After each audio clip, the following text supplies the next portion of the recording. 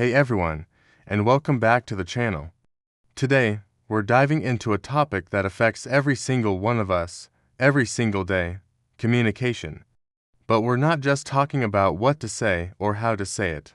We're talking about the asterisk. We're going to explore how creating a distraction-free environment can fundamentally transform the quality of your conversations, whether it's with your partner, your kids, your boss, or your best friend. Think about it.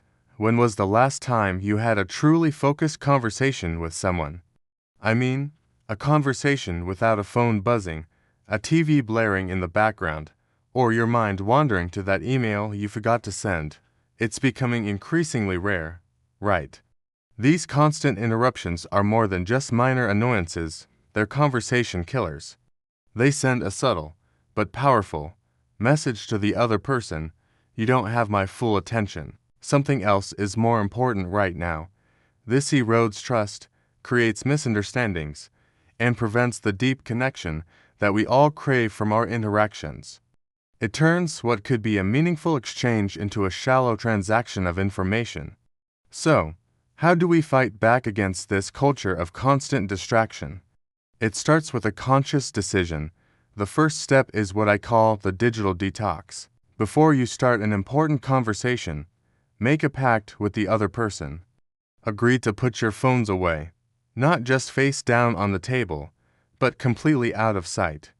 Put them in a different room, in a drawer, or in your bag on silent.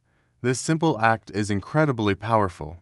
It signals mutual respect and a shared commitment to the conversation.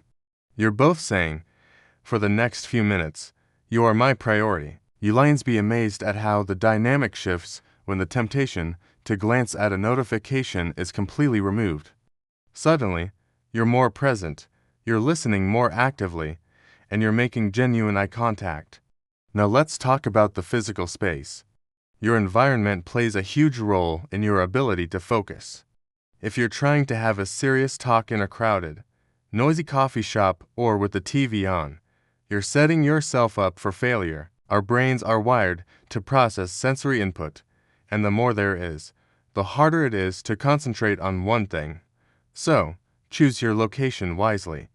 Find a quiet corner of your home, step outside for a walk in a peaceful park, or even just sit in your car if it's the only quiet place you can find. Try to minimize visual clutter as well.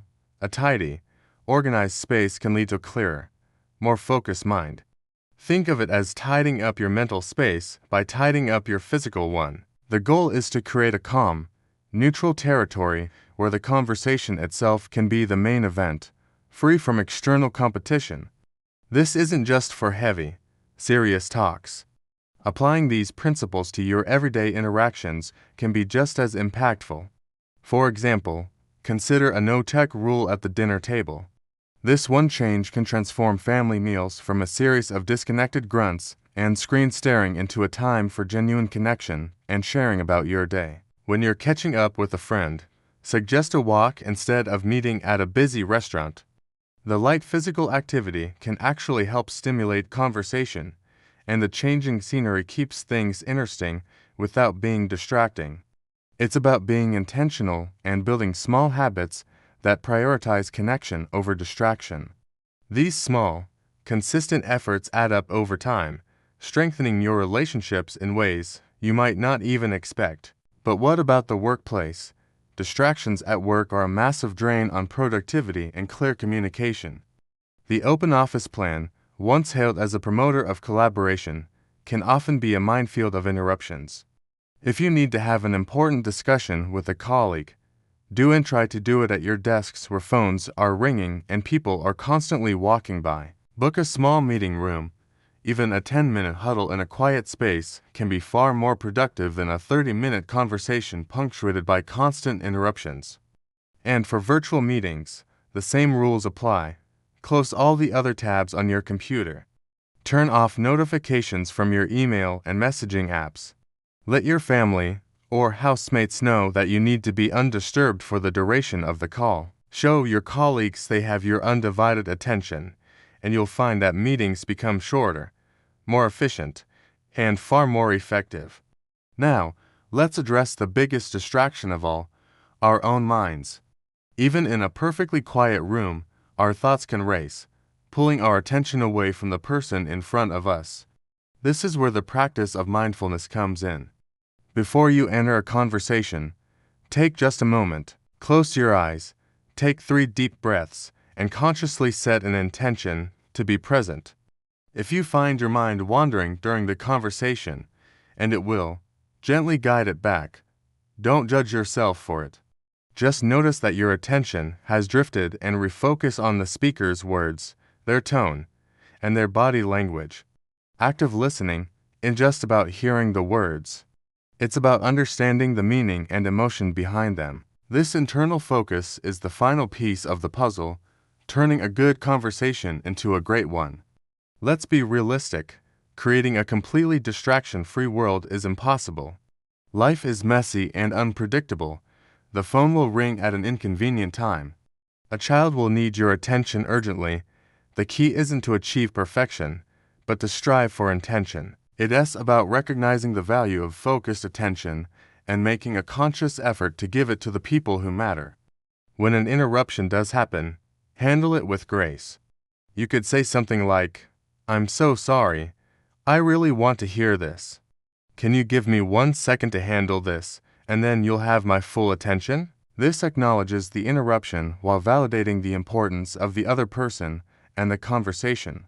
It shows that you value their time and what they have to say. So, I challenge you to try this out. Pick one important relationship in your life.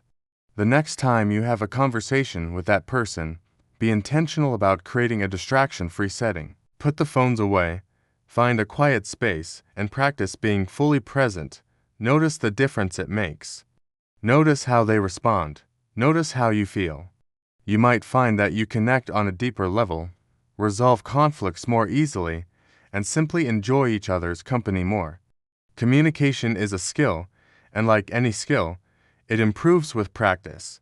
Creating the right environment is the first, and perhaps most important, step in mastering that skill. Thank you so much for joining me today. I hope these tips help you build stronger, more meaningful connections in your life. If you found this video helpful, please give it a thumbs up, and don't forget to subscribe and hit that notification bell so you don't miss our future content. I'd love to hear from you in the comments below. What are your biggest communication distractions, and how do you deal with them? Thanks again for watching, and I'll see you in the next one.